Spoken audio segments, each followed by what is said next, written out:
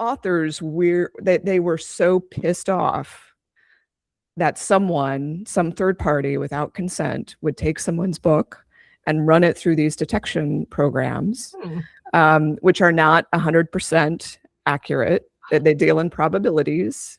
And then basically I think witch hunt is the common term that was used to describe this. And there was this concern that authors' careers will be tanked because of AI detection software. This is why I mentioned that readers were the first to notice, and as far as I know, they were not using these softwares. A lot of the tells were pretty obvious, and there was also the fact that the author herself came out and said, well, my editor, acquaintance, friend, whomever edited the book with AI, so that's why you see AI in there. And who knows how true or not true that is. Hi, I'm Joe Beal, the founder and CEO of Microcosm Publishing. I'm also the author of A People's Guide to Publishing, which distills what I've learned from selling millions of books over the past 28 years. I'm Elly Blue, the vice president of Microcosm. We started this podcast to share what we've learned with newer publishers, so you can learn from our mistakes. Or maybe you just want to learn about the publishing industry. This week, we welcome back Jane Friedman of The Bottom Line, reporting on publishing, so the rest of us get to do the deep dive by proxy.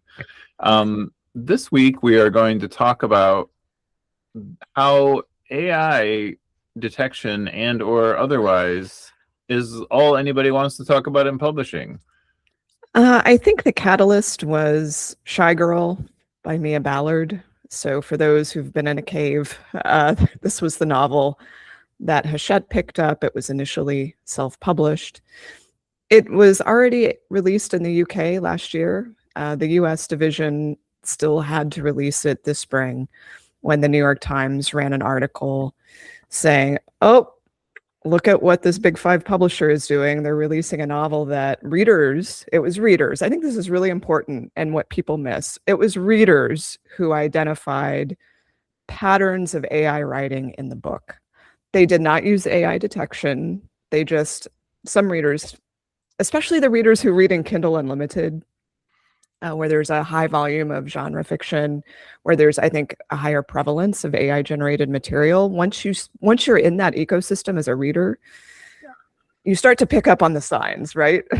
So someone did this 90-minute video on YouTube analyzing why there were all these signs of AI writing in the book, and that started to spread around on subreddits, and there was all of this discussion about how does the publisher not see this for what it is, which raised all sorts of questions, by the New York Times and others, like, Hachette, do you understand what you're doing? Did you think people wouldn't notice? So anyway, by the time the New York Times article came out, Hachette had decided to pull the book.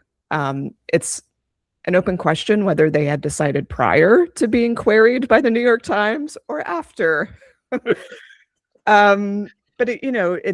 I think people are wondering, well, if they did know there was AI in it, why did they think we wouldn't notice? And then there are people who think, well, they probably just didn't know. And then there are others who say, well, it was self-published, it didn't go through any big editing process anyway. And then comes, all of the concerns about AI detection software, because one of the things the New York Times did was, in collaboration with Thad McIlroy, this person who does a lot of AI consulting and educational programming, he's the one who tipped off the New York Times, and he had run that book through AI detection software, several of them, including Pangram, which I think it's fair to say the best of the best. It's more accurate than some of the others that I've experimented with. And now I hadn't heard from the people that were pissed to see that they think that their book could be put through AI detection software. But you know what? We put every manuscript that comes in through our doors through it. And people are pretty pissed about that too. I mean, the people who it flags positive for AI are anyway. Right. Not all of them, but it definitely, it's like a tender point. I don't know. And it's like, we used to just have to deal with boring old plagiarism. Right. Still do. I mean, to a lesser extent though, because I feel like AI fills that need much more easily and honestly more with more legitimacy. You know, So- like everyone knows plagiarism is wrong, but most people think like it's easy to think like, well, AI is like a valid tool that everyone uses. And it's the future.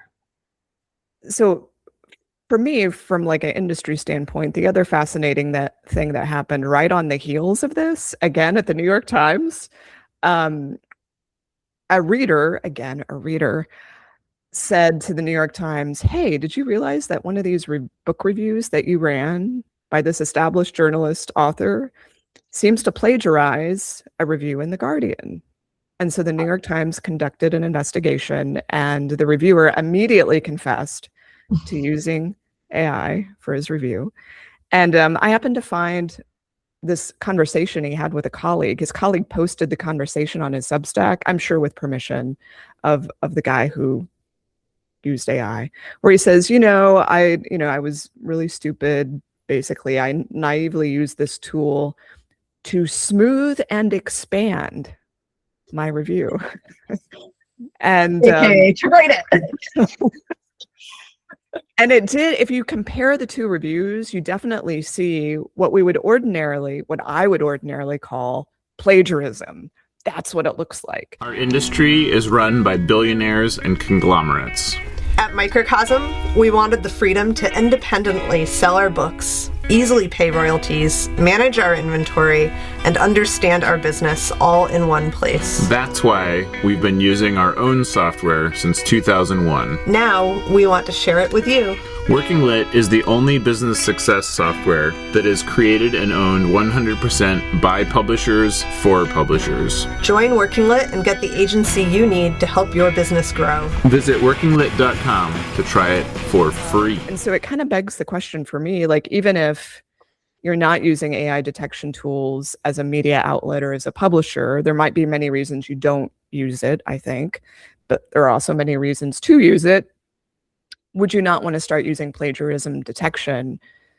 Because I think that also could become more prevalent. I mean, who knows what that guy did? I don't know. But I think one of the little known facts about that situation is that The Guardian has a licensing agreement with OpenAI, one of the major AI companies that offers ChatGPT.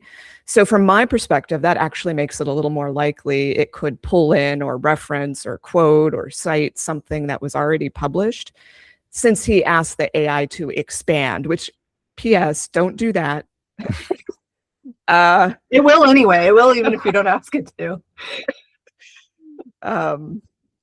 So yeah, I have a lot of sympathy on like all sides for everyone. I understand authors don't want things done to their work without their consent.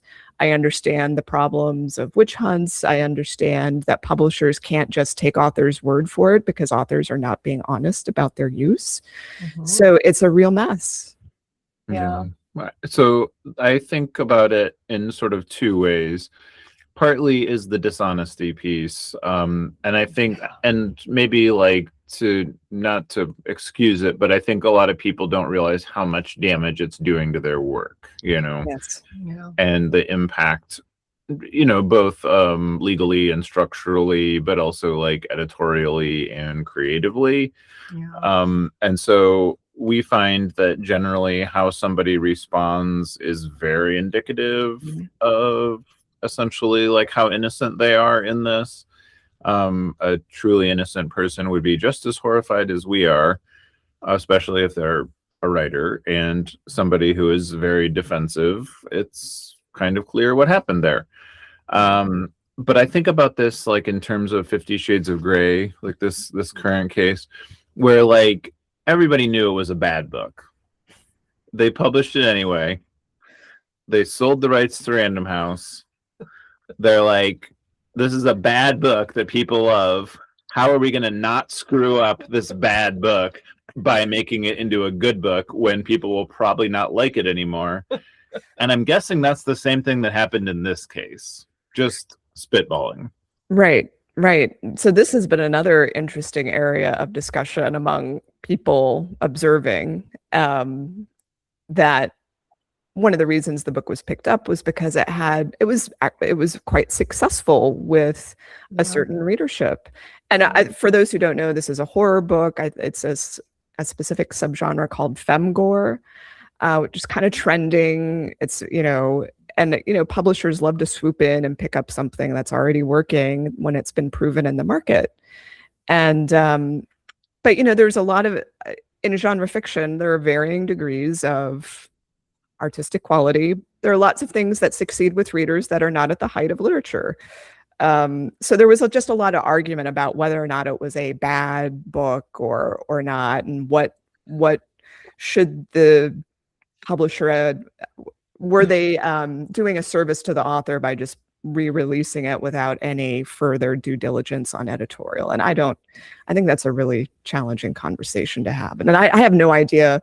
I think there are a lot of people who were sympathetic with the junior editor who picked up that book.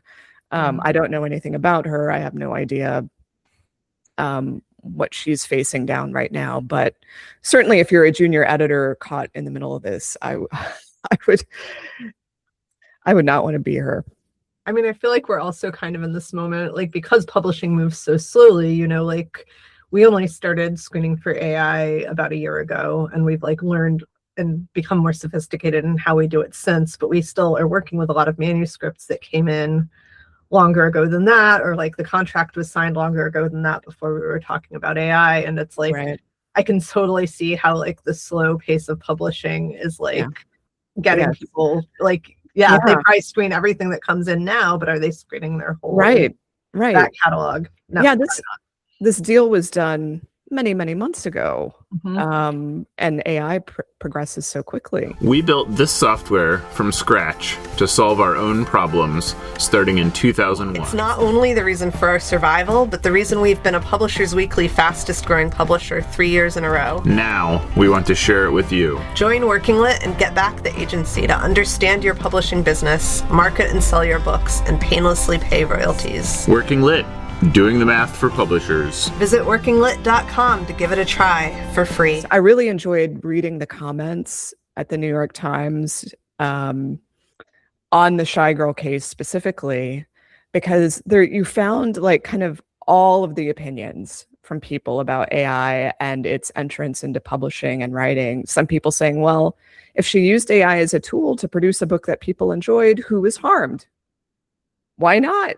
And then other people saying, this is subhuman. Why are we allowing this? So it's, the whole spectrum. Yeah. I mean, we were just talking with another publisher who was talking about their AI use, and they were like, we would not ever put anything generated by AI in a book, but we do use it for like evaluative questions. Like they publish fantasy novels, and they were like, we'll like ask AI to go through and check to make sure like there's continuity with eye color and the characters and that kind of thing. And I was like, that I honestly I want to hate that, and I don't hate it. Like that actually seems like a useful way to use it. I know I've been on everybody's case for the past year to be like, tell me one applicable use where you've like created efficiency, and I'm like, there it is. They have found ways,